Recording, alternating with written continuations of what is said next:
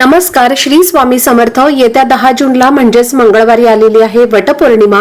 वटपौर्णिमेला विवाहित स्त्रिया आपल्या पतीच्या दीर्घायुष्यासाठी, पतीची प्रगती व्हावी यासाठी वटपौर्णिमेचे व्रत करत असतात. या दिवशी व्रतासोबतच काही प्रभावी असे उपाय सुद्धा केले जातात.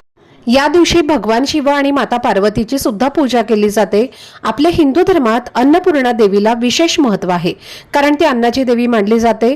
अन्नपूर्णा म्हणजेच अन्नाने भरलेली, आणि तिची पूजा केल्यामुळे घरात सुख समृद्धी येते आणि अन्नाची कधीही कमतरता भासत नाही.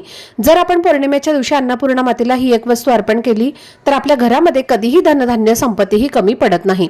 अन्नपूर्णा देवीला त्यामुळे तुम्हाला ही एक वस्तू अर्पण करायची आहे. त्यामुळे एका रात्री तुमच्या आयुष्याचं सोनं होईल, सोन्यासारखे दिवस येतील आणि पुढील 33 वर्ष धनधान्य संपत्ती पैसा हा कमी पडणार नाही.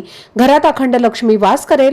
तर अशी कोणती वस्तू अन्नपूर्णा देवीला अर्पण करायची आहे, कोणत्या वेळेत अर्पण करायची आहे, याबद्दलची संपूर्ण माहिती आपल्या चॅनलवरती एका व्हिडिओमध्ये मी शेअर केलेली आहे. तर तो व्हिडिओ पाहण्यासाठी या व्हिडिओखाली जो त्रिकोण दिसत आहे त्यासमोरील लिंकवरती क्लिक करा, म्हणजे योग्य ती माहिती तुमच्यापर्यंत पोहोचेल. धन्यवाद. श्री स्वामी समर्थ.